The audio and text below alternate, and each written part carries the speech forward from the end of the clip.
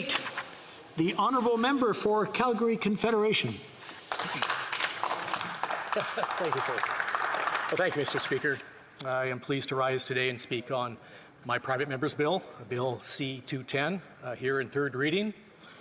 For those of you who may not be familiar with Bill C-210, it is a proposal that would allow Canadians to indicate their interest in being an organ and tissue donor through their annual tax forms. So right now the tax forms can only be used for the collection of taxes.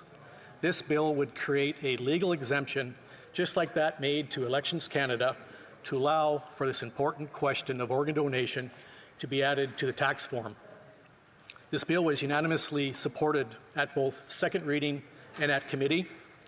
This bill was also my bill, Bill C-316, in the last Parliament, where it was also unanimously supported. However, unfortunately, it did die in the Senate, but it did get a second lease in life here this Parliament when I won the PMB Lotto. I was picked number 1, and so I resurrected this bill. It is very timely that we are speaking about this bill today, as today is, or the month is, April of, it is Organ and Tissue Donation Awareness Month.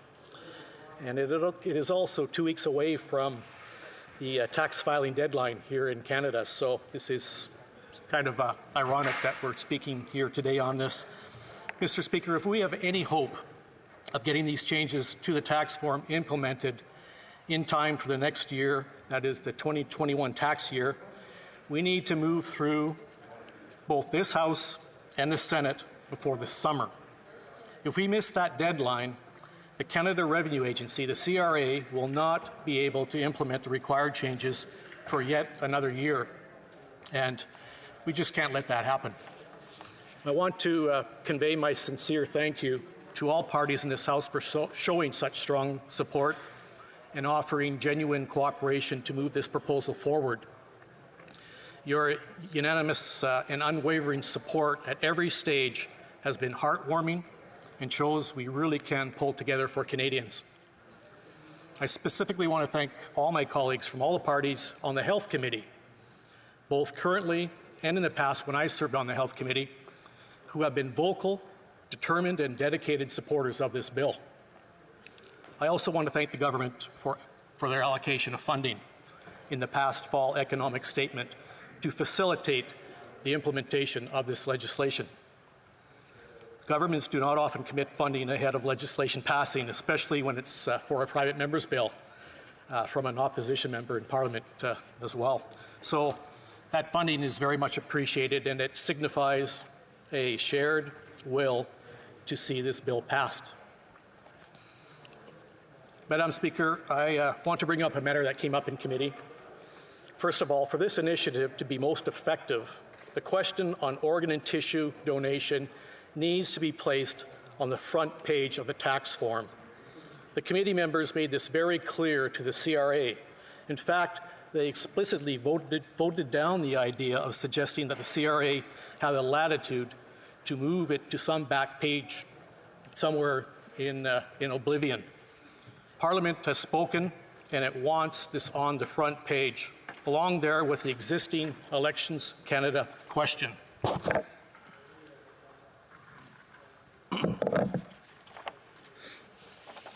I was pleased that the individuals from the CRA that I met with in the past have acknowledged that this is a priority of Parliament and committed to putting this on the front page.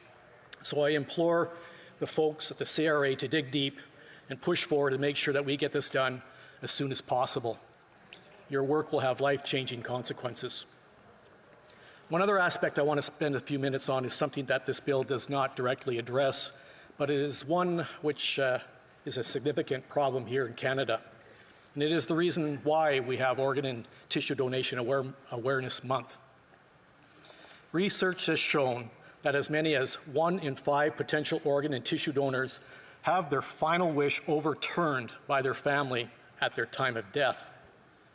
That is 20% of families overturning their wishes of their deceased loved ones. 1 in 5. This decision by their families is robbing those in need of a life-saving transplant of a chance to live. It is robbing their loved one of their final wish. To me, this is unconscionable, and it has to change. We can do better, and we must do better. And that is why it is so important to talk to your family members about your final wishes when it comes to organ and tissue donation. Mr. Speaker, Madam Speaker, I've met with many people who have allowed the donation of organ and tissues of their deceased loved ones. Every single one of them, without exception, has said it was an essential part of their grief and healing process. The ability to find some good in a time of utter grief was profound and everlasting. And they want other families to know that sharing your loved one makes accepting their loss so much easier. Their loss has purpose, and their gift has brought unimaginable relief and joy to another family in need. That is the legacy to leave for your loved one. Madam Speaker, we have our own reasons for supporting this legislation. Some of those reasons are closer to home for some members than others. Some members themselves or their family members have medical conditions that mean that they know one day they may require a life-saving transplant. And other members in this House are able to love, laugh, and live with loved ones because they got a life-saving transplant and are still here with us today. No matter your reasons for supporting this bill, it is very much appreciated. Thank you, Madam Speaker.